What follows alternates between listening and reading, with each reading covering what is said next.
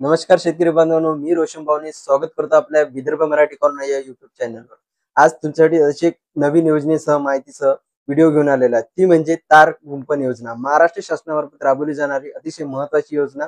त्या योजनेसाठी अर्ज कसा करायचा आणि त्या योजनेच्या माध्यमातून आपल्याला आपल्या शेताभोवताल तार कुंपण करण्यासाठी किती अनुदान दिले जाते आणि त्याची प्रक्रिया काय आहे, त्याबद्दल आपण या व्हिडिओमध्ये सविस्तरपणे जाणून घेणार आहोत. तरी व्हिडिओ हा शेवटपर्यंत नक्की बघा मित्रांनो.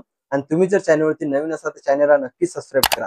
अशाच नवनवीन माहितीसह व्हिडिओ आपल्या चॅनलवरती येत राहतात. चला तर शेतकरी बांधवांनो, बघूया तार कुंपण योजनेची प्रक्रिया काय आहे आणि त्याचे किती आपल्याला अनुदान दिले जाते.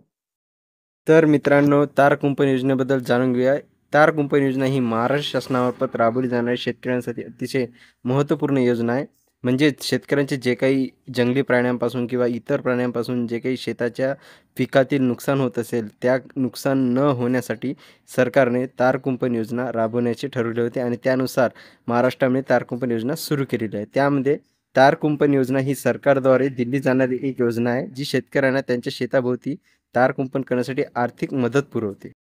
तसेच ही योजना मुख्यतः वन्य प्राण्यांपासून किंवा अतिक्रमणापासून शेताचे संरक्षण करण्यासाठी असते. म्हणजे तुमच्या शेताचे जे तार कुंपण असेल, तुम्हाला अतिक्रमणापासून सुद्धा रक्षण मिळेल आणि जे काही वन्य प्राणीचे पासून नुकसान होतं पिकाचे, त्याच्यापासून सुद्धा संरक्षण मिळेल. या दोन्ही कामासाठी ही योजना अतिशय महत्त्वपूर्ण आहे आणि तुम्ही जर स्वतः करायला गेला तर त्यासाठी खर्च वाढावा येतो. त्यामुळे सरकारतर्फे यामध्ये 90% अनुदान तुम्हाला दिले जाते. फक्त 10% तुम्हाला पैसे यामध्ये भरावे लागते. तर या योजनेअंतर्गत शेतकऱ्यांना त्यांच्या शेताभोवती काटेरी ताराचे कुंपण कसवण्यासाठी 90% पर्यंत अनुदान दिले जाते. या योजनेचे कोणते मुख्य वैशिष्ट्य आहे ते बघूया. त्यामध्ये शेतकऱ्यांना अनुदान, सरकार कुंपणासाठी ठराविक प्रमाणात आर्थिक मदत देते. म्हणजेच यामध्ये शेतकऱ्यांना अनुदान दिले जाते. ते आता आपण बघितलं किती दिले जाते. त्यानंतर वन्य प्राण्यापासून संरक्षण. तुमचे जे काही पिकाचे वन्य प्राण्यापासून नुकसान होते, जसं की वानर, डुक्करे, नीलगाय, गायी, मेंढ्या यांसारख्या प्राण्यांपासून शेताचे पिकाचे रक्षण करण्यासाठी ही योजना अंतर्गत तार कुंपण लावल्यास तुमच्या शेताचे मोठे आर्थिक नुकसान होण्यापासून मदत होते. म्हणजे तुमचे नुकसान होणार नाही आणि तुमच्या शेताचे पिकाचे संरक्षण केलं जाईल. त्यानंतर बघूया की कृषी उत्पादनात वाढ. त्यामुळे तुमचं जर पीक जर सुरक्षित राहिलं तर तुमच्या जे काही कृषी उत्पादनात आहे त्याच्यामध्ये तुमची वाढ होणार आहे. पीक तुमचं नुकसान कमी होणार आहे आणि तुमचं उत्पन्नसुद्धा यामध्ये वाढणार आहे. त्यामुळे तार कुंपण लावून शेतकऱ्यांनी आपले उत्पादन वाढवावे. त्यानंतर शेतकऱ्यासाठी कमी खर्च. हा काही जो सरकारची योजना आहे, त्यामध्ये जर तुम्ही त्या योजनेअंतर्गत तार कुंपण लावलं तर तुम्हाला ते कमी खर्चात पडते. तुम्ही जर स्वतः खाजगी लावायला गेले तर तुम्हाला अवाढव्य खर्च येऊ शकतो. त्यामुळे बहुतांश शेतकरी ते लावण्यास टाळाटाळ करतात. परंतु या योजनेच्या माध्यमातून जर तुम्ही तार कुंपण योजनेच्या अंतर्गत शेतातील भोवताल कुंपण लावलं तर तुम्हाला खर्च हा कमी येतो. त्यामध्ये अनुदान दिले जाते. तुम्हाला 90% पर्यंत अनुदान दिले जाते. फक्त तुम्हाला 10% इतका खर्च येईल. त्यानंतर बघूया की अर्ज कोण करू शकतो. यामध्ये कोणत्या शेतकऱ्यांना या योजनेअंतर्गत लाभ मिळू शकतो. तर लहान व मध्यम शेतकरी.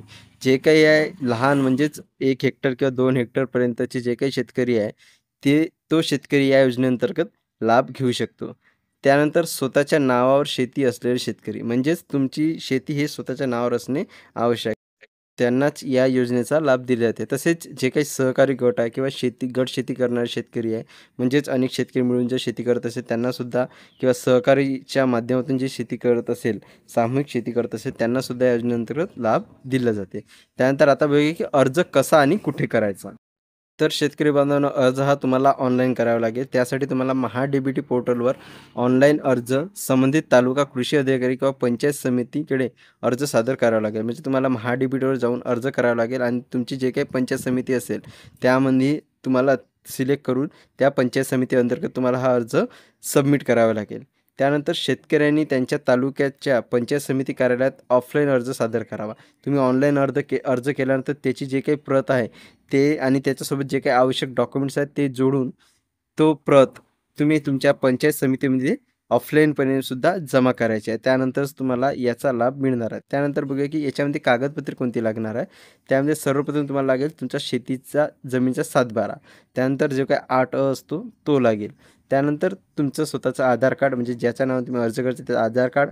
त्यानंतर तुमचं जे काही बँक पासबुक असेल त्याची प्रत. त्यानंतर अर्जदाराचा एक फोटो, म्हणजे तुमचा एक फोटो लागणार आहे. त्यानंतर आता बघूया की यामध्ये अनुदान किती मिळते. शेत जमीनच्या क्षेत्रफळानुसार अनुदानाचे प्रमाण दिलेले आहे. त्यामध्ये 1 हेक्टर ते 2 हेक्टरपर्यंत 90% तुम्हाला अनुदान दिले जाते. म्हणजे शेती जर लहान असेल 1 हेक्टर ते 2 हेक्टरपर्यंत तुम्हाला 90% अनुदान दिले जाते. हे आपण अगोदर पण तुम्हाला सांगितलेलं आहे.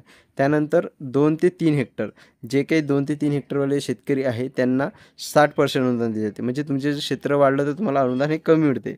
हे जास्तीत जास्त लहान शेतकऱ्यांना याचे अनुदान जास्त दिले जाते. त्यानंतर 3 ते 5 हेक्टरपर्यंत शेती असेल तर त्यांना 50% अनुदान दिले जाते. तसेच 5 हेक्टरपेक्षा जास्त शेती असेल त्यांना 40% अनुदान दिले जाते. म्हणजेच तुमची जर शेती जास्त असेल तर तुम्हाला अनुदान कमी दिले जाते आणि तुमची जर शेती 1 हेक्टर ते 2 हेक्टरपर्यंत असेल तुम्हाला 90% पर्यंत अनुदान दिले जाते. म्हणजेच लहान शेतकऱ्यांनी यामध्ये जास्तीत जास्त सहभाग घ्यावा यासाठी सरकारने यामध्ये लहान शेतकऱ्यांना जास्त अनुदानाचे देण्यात आलेलं आहे. त्यानंतर शेतकरी बांधवांनो की याची तपासणी कशाप्रकारे होते आणि मंजुरी कशाप्रकारे आपल्याला दिली जाते. त्यामध्ये सर्वप्रथम अर्जाची तपासणी केल्यानंतर अनुदान मंजूर केले जाते. तुम्ही जे काही अर्ज केलेला आहे ऑनलाईन आणि ऑफलाईन त्या अर्जाची सविस्तरपणे तपासणी केली जाते. तुम्ही त्यासाठी पात्र आहात का नाही ते बघितले जाते आणि तुम्ही जर पात्र असाल तर तुम्हाला अनुदान मंजूर केले जाते. म्हणजेच तुम्ही जे काही तारकुंभ लावले त्यावर तुम्हाला 90% अनुदान दिले जाते. तुमची शेती किती आहे त्या आधारावर तुम्हाला ते अनुदान मंजूर केले जाते. त्यानंतर अधिक माहितीसाठी तुमच्या तालुक्यामध्ये तुम्ही जाऊन पंचायत समिती कार्यालयाशी जे काही आहे त्यामध्ये जाऊन संपर्क साधावा आणि अनधिकृत जे काही वेबसाईट आहे महा-डी-बी-टी पोर्टल या वेबसाईटवर जाऊन सुद्धा तुम्ही सविस्तरपणे तपशील पाहावा. त्यानंतरच तुम्ही अर्ज करावा.